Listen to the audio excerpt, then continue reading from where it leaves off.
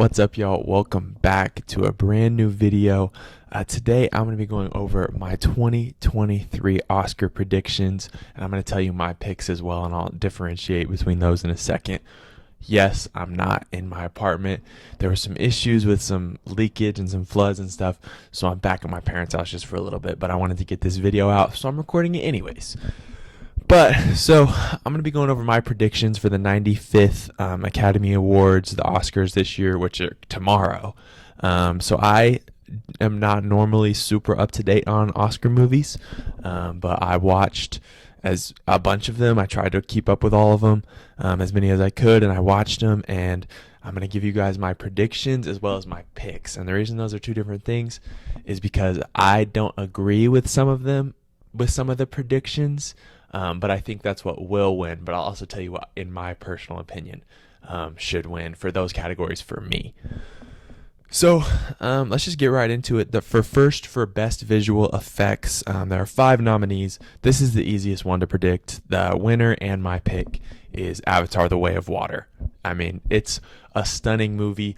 I did not really like the first Avatar, and I was super anti-Avatar. I was pushing the anti-Avatar agenda, and then I went and saw Avatar: The Way of Water, and it was really, really good. And I really hated to say it, but I really enjoyed that movie. But the effects, just seeing it on the theater, I didn't even see it in IMAX or anything. I just saw it on a regular screen, and it was stunning. Probably one of the most visually stunning movies I've seen, if not the most visually stunning movie I've seen. So Avatar: The Way of Water for Best Visual Effects is the easiest pick on here, honestly. So next, and I'm just gonna I'm kind of working my way backwards, kind of from the smaller awards. I mean, in Oscars and Oscars, none of them are small, but the smaller awards kind of to the bigger ones, to like the big 5.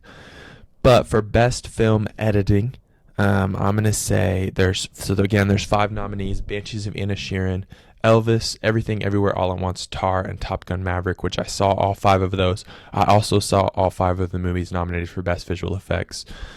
For Best Film Editing, I think it's going to go to Everything Everywhere All at Once, and I think it should go to Everything Everywhere All at Once. Just the editing and the cuts from all the different universes and how smooth it was. It didn't really feel like you were getting shaken around when it was cutting from the different universes and places in the multiverse. It was very smoothly edited, in my opinion.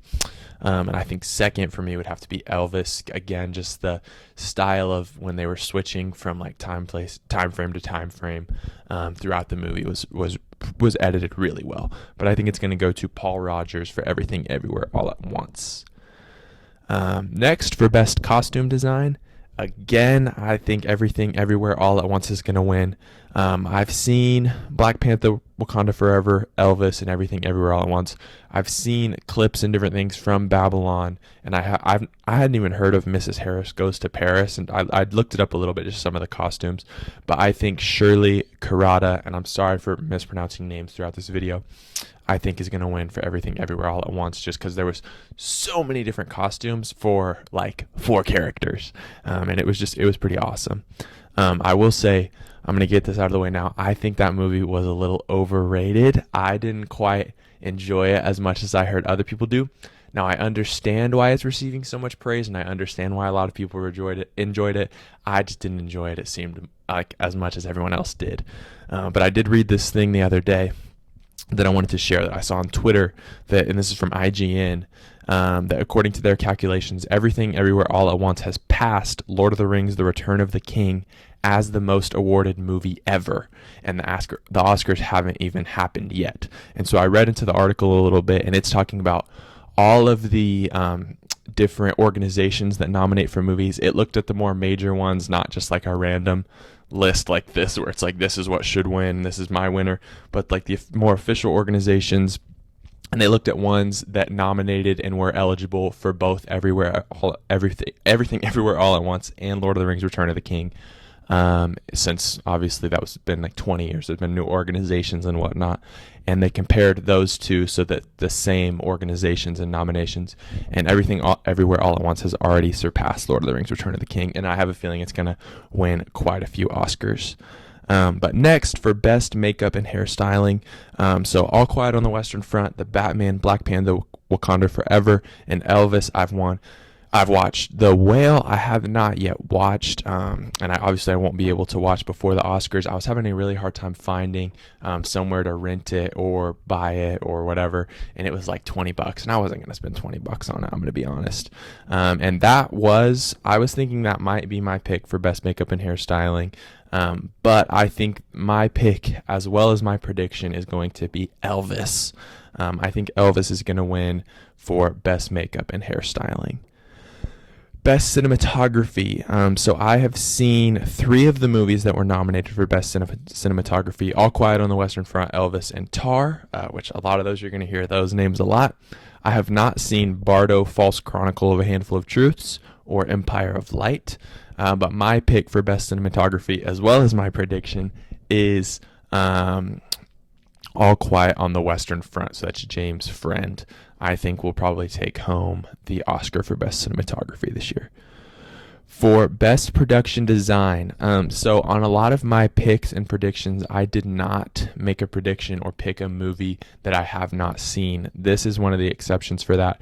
I have seen the other 4 nominees for best production design: All Quiet on the Western Front, Avatar: The Way of Water, Elvis, and The Fabelmans.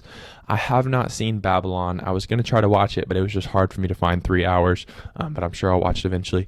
But from what I have seen, from various clips I've seen, and just from what I've heard, the production design was incredible, and so that is my prediction for best production design is Babylon. My pick from the 4 that I have seen would probably be All Quiet on the Western Front, but I think Babylon will take home that award. For best sound, we have All Quiet on the Western Front, Avatar: The Way of Water, The Batman, Elvis, and Top Gun: Maverick. I'm sorry I'm talking so fast. I don't want this to be that long of a video though. So I guess you can just slow it down if I'm talking too fast. But anyways, I think that this one was also fairly easy for me to pick. I think my pick and prediction is Top Gun: Maverick for best sound. I just think the sound in that movie, that was a movie that seeing it in the theater, obviously it was visually stunning as well, but seeing it in the theater just for the sounds was just incredible. And so that's my pick and my prediction. So for best original song, I have seen 3 of the movies for these songs, but I did listen to all 5 songs, and I think my prediction is going to be Naatu Naatu from RRR. I think will take home the award for best original song, beating out the song Applause from Tell It Like a Woman, Hold My Hand from Top Gun Maverick, Lift Me Up from Black Panther, and This Is Alive from Everything Everywhere All at Once. Now for best original score, there are 5 nominees: All Quiet on the Western Front, Babylon, The Banshees of Inisherin, Everything Everywhere All at Once, and The Fabelmans. So The Fabelmans is John Williams, and I read he is the oldest person, I believe, to ever be nominated for an Oscar with this Oscar nominee. Yes, it's his 50th. He's a 90, and it's his 53rd nomination. So he's the most nominated living person and second most nominated person ever behind Walt Disney. So that's pretty incredible. I have seen a little bit of buzz for him winning for The Fabelmans, and then I've also heard a lot for Volkner Bertelmann for All Quiet on the Western Front. But my prediction and my pick is Carter Burwell for The Banshees of Inisherin, which I'll talk a little bit more about The Banshees of Inisherin here in a second. But that is my pick for Best Original Score. Now, I am not predicting anything for any of the short films and documentaries just because I haven't seen any of them, and so I don't want to try to make a pick and prediction when I haven't seen any of the movies. And I just couldn't bring myself to watch any of them. I couldn't devote my time to that. I'm sorry. Maybe next year. For Best International Feature Film, there are 5 nominees, and I think easily the winner is going to be All Quiet on the Western Front. I mean, it's nominated for Best Picture. It is getting some buzz for Best Picture as well.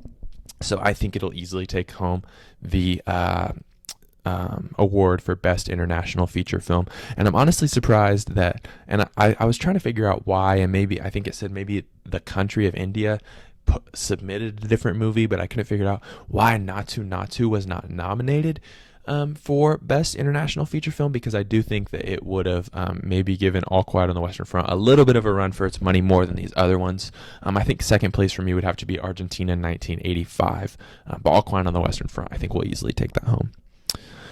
So Best Animated Feature Film, this is one where my pick and my prediction are different. I've seen I've watched all of these movies except Marcel the Show with Shoes On, which I really, really want to watch, but it's like $20. That's the only way you can do it, is to buy it. And I'm just going to wait until I can rent it or stream it easier and cheaper than that.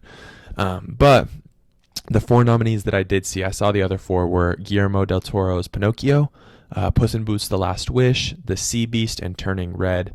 And I have heard a little bit of buzz for Marcel the Show with Shoes On to win Best Animated Feature Film. My personal pick would have to be Puss in Boots: The Last Wish. I'm going to admit I thoroughly enjoyed that movie. I thought it was kind of funny because I'm a 21-year-old man, and I watched that with my fiance and my parents, and I think we all enjoyed it. But the animation of that movie was beautiful. I know it said they kind of pulled from Spider-Man Into the Spider-Verse a little bit with the different styles, and you could tell it was a beautiful movie, and also just a really fun movie that I really enjoyed. However, I think my prediction is going to be Guillermo del Toro's Pinocchio. I didn't enjoy this movie quite as much. The animation was awesome, the stop motion, and I love everything that Guillermo del Toro has been saying, how animation isn't just for kids. So that is my prediction. I didn't enjoy it quite as much as Puss in Boots: The Last Wish, so maybe that's why I'm not picking it. But that is my prediction. For Best Adapted Screenplay, the nominees were All Quiet on the Western Front, Glass Onion: A Knives Out Mystery, Living, Top Gun: Maverick, and Women Talking. I have seen all of these movies except for Living, and I really wanted to give it to Glass Onion and Knives Out Mystery just because I love that movie. It was so fun. But that's not my pick or my prediction as much as I wanted it to be.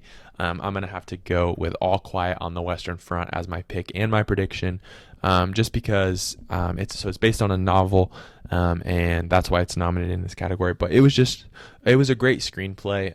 I did watch an English dub of it, which I think if I could go back and watch it again for the first time, I think I would have just watched the original German version with subtitles. But the writing was pretty clever, and even though that wasn't, I didn't enjoy it quite as much as a lot of other movies that I watched, just because I don't love war movies. But it was good, and I understand why it's receiving so much praise, and I think it will win Best Adapted Screenplay. So for Best Original Screenplay, I have seen all 5 of these movies: The Banshees of Inisherin, Everything Everywhere All at Once, The Fabelmans, Tar, and Triangle of Sadness. I will say that I have seen a lot of buzz for Everything Everywhere All at Once, and I understand why. I've seen a lot of buzz for The Fabelmans. I think that might just be because Steven Spielberg is attached. But my pick and my prediction, and I'll say this, I think the reason that it is my prediction is because I feel so strongly about it. I don't know if it's necessarily me thinking more with my heart or my head on this one, but I think that The Banshees of Inisherin, Martin McDonagh, and I'm sorry if I'm not saying that correctly, will win Best Original Screenplay. I was explaining that movie to my soon-to-be father-in-law, and he and I were talking about it, and it's literally just a movie about 2 guys that are friends, that one of them decides he doesn't want to be friends with the other guy anymore. And it's on a tiny island in Scotland, and it just sounds so boring, and the concept of it sounds so boring. And I mean this in the most endearing way, as it kind of was a boring movie, but I enjoyed it so much because the writing and the acting was so good. It was so stellar. And so I think it should win and will win Best Original Screenplay. And honestly, that was a movie I'll kind of break down the Best Picture nominees as we go, just real quick, when we get to that. But that movie, I enjoyed it so much more than I thought I was going to. So for Best Supporting Actress, the 4 acting awards were honestly the hardest ones for me to decide. I was not able to watch the work of every single nominee, but I did get a decent chunk of them. And especially the ones I was hearing a lot of buzz for. So for Best Supporting Actress, we have Angela Bassett for Black Panther: Wakanda Forever, Hong Chow for The Whale, Carrie Condon for The Banshees of Inisherin, Jamie Lee Curtis for Everything Everywhere All at Once, and Stephanie Hsu for Everything Everywhere All at Once. And I think I've heard a lot of buzz for Angela Bassett, and I'm a huge Marvel fan, so I think that would be incredible if she took that home for Black Panther: Wakanda Forever. But I'm not sure if I see that happening. And then the other 2 that I've heard a lot of buzz for, or the other one I heard a lot of buzz for, was Jamie Lee Curtis, and a little bit for Stephanie Hsu as well for Everything Everywhere All at Once.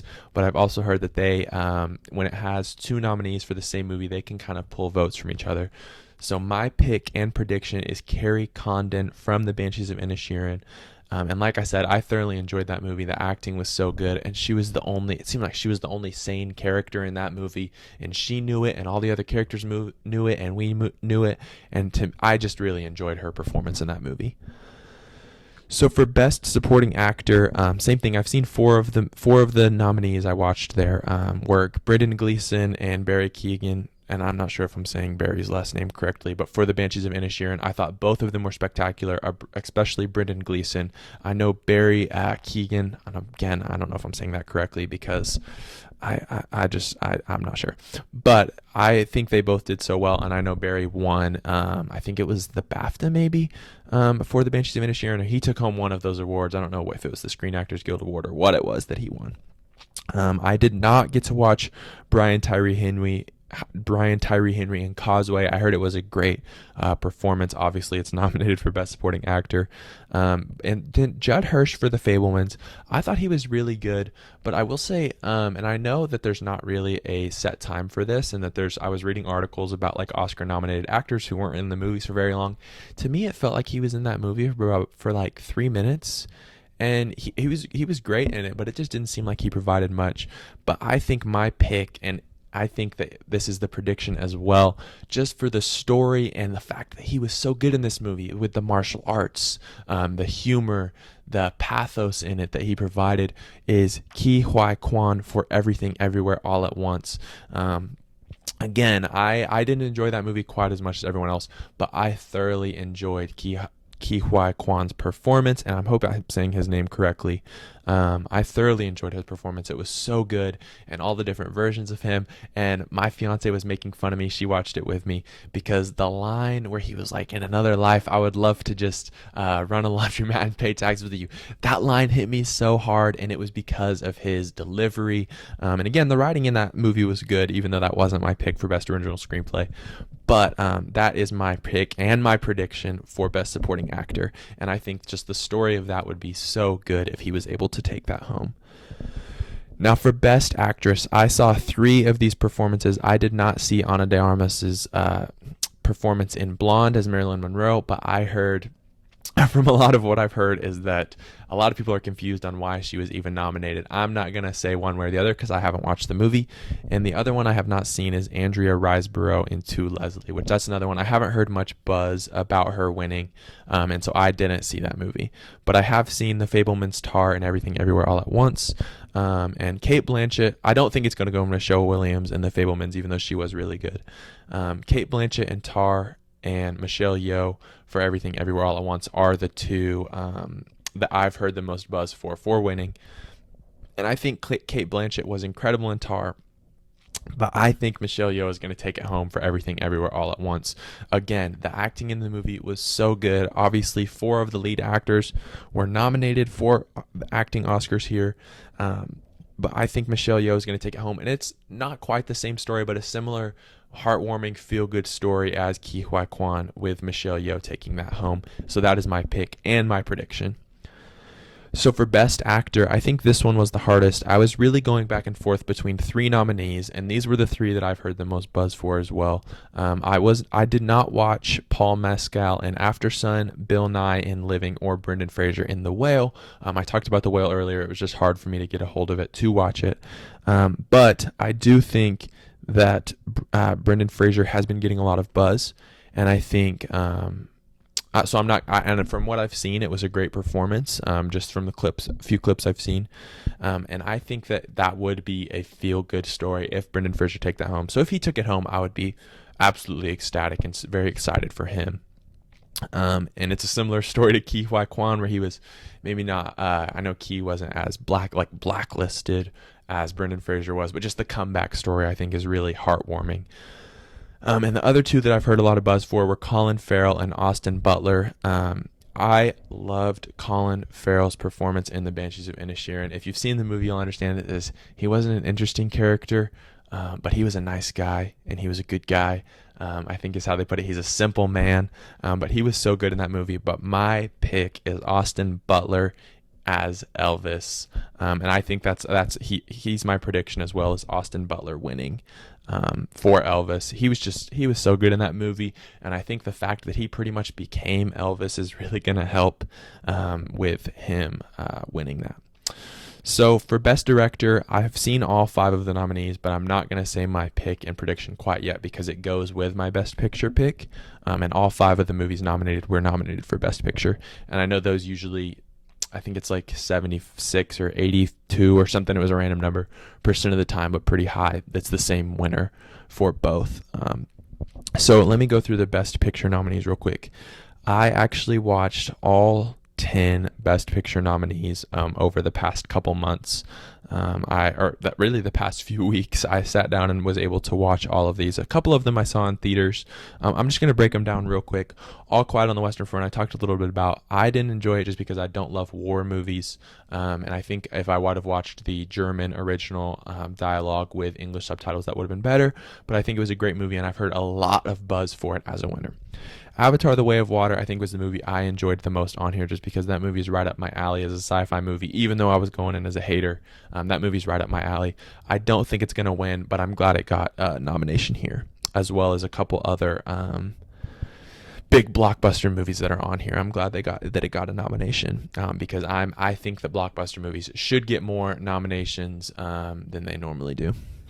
The Banshees of Inisherin, obviously, like I said, I loved that movie so much, and I have heard a little bit of buzz for it for possibly winning. So I'll come back to that, and we'll kind of obviously I'll tell you what I think will win here in a second.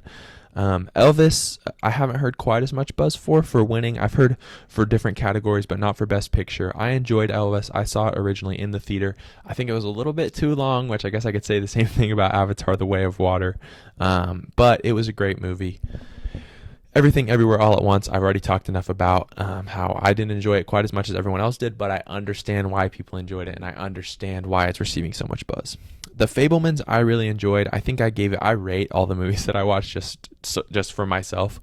I think I gave it like a 7.75, and yeah, I know that's so specific and weird. I don't know why I don't just do whole numbers, but I really enjoyed it. And I have heard a little bit of buzz for it winning Best Director, but not Best Picture. And I think that might just be because it's Steven Spielberg, who is probably the best director. But I don't have that winning either categories, even though I did enjoy that movie. Tar. Okay, let me get to Tar for a second. I said I watched all of these movies. I did not finish Tar. And I had about half an hour left, I think. That movie was so boring. It was so boring. The first hour and a half was just like exposition, and it was just filling you in and giving you context. And I don't have anything wrong with a movie doing that, but just not for that long. Like, I feel like the story did not start until an hour and a half through the movie, and there was still another hour after that. And so it was just, I didn't enjoy that movie. I didn't finish it. I thought about finishing it, but that's only because I paid like $2 to rent it, and I wanted to get my money's worth, but I decided no, I'm not going to force myself to watch this. So I did not enjoy Tar. I think it was my least favorite of the movies on here. So Top Gun Maverick is probably my second favorite movie on here after Avatar: The Way of Water. I guess I'm just a blockbuster movie guy. I'm so glad this got the nomination. I think it's incredible that it got the nomination, but I don't think it's going to win Best Picture. Triangle of Sadness I actually just finished this morning. I think it was an interesting story, and I think it was an interesting nominee since it was more of a comedy, which I know comedies don't get nominated super often, but it was good. I don't think it was the best movie I've ever seen, and I'm not sure if it's a movie that I would recommend to anyone, but there were parts of it that I enjoyed. I enjoyed a lot of the performances. Okay, we're going to see what my editing skills are here in a second. There's just a quick power outage. I don't know how much of it I left in, but I jumped a little bit. We heard a loud thud, and so my dad's going to check what it is, but my mom thought it was my dad that was the loud thump. So she was hollering for me. But anyways, as I was saying, where was I? Triangle of Sadness. Good movie, great performances, I think, from the cast. I wish Woody Harrelson would have been in it a little more, but whatever. But it's not my pick either. Women Talking is another movie that I enjoyed a lot more than I thought I was going to, just reading the synopsis of it. It's not my type of movie. I am more of an action movie kind of guy, more of a comedy movie kind of guy, sci-fi, fantasy, a drama, especially one of people just kind of talking. It was more of a lot of movies, they say show me, don't tell me, is something I've heard for movies before, is how a lot of movies work, and that was not what Women Talking did. They told you, which is kind of from the title, but it was good. I enjoyed that movie a lot more than I thought I was going to. I thought that the performances from Claire Foy and Rooney Mara, and also Ben Whishaw as the teacher in that movie, whose name I just forgot, even though I watched it yesterday, were really great. And I'm surprised none of them got nominated for anything. But I did really enjoy that movie, but it is not my pick either. I think that the big three picks on this one that I've heard a lot of buzz for are All Quiet on the Western Front. My personal was Banshees of Inisherin and Everything Everywhere All at Once. From the few articles that I've read, the big two ones are All Quiet on the Western Front and Everything Everywhere All at Once. So I know I just kind of went from 2 to 3, but this is just what majority of seeing. I've only seen a few for any of the other movies on here. I think that it is going to go to Everything Everywhere All at Once, and I also think that Daniel Kwan and Daniel Scheinert are going to take home the Best Director award, or awards, I guess, for Everything Everywhere All at Once. Again, I understand why that movie is so highly acclaimed, and I understand why many people so thoroughly enjoyed it. Even though I didn't necessarily share quite the same level of enjoyment, I completely understand the hype. I completely understand the buzz. And I think it will win Best Picture and Best Director. So I have it winning like 6 different awards here. And so that's going to put it above Lord of the Rings Return of the King even more. But that is my pick for the 95th Academy Awards, the 2023 Oscars, which are coming out tomorrow. And so I guess we'll see how many I got correct. But thank you so much for watching. I hope you enjoyed, and I hope you feel a little bit informed maybe.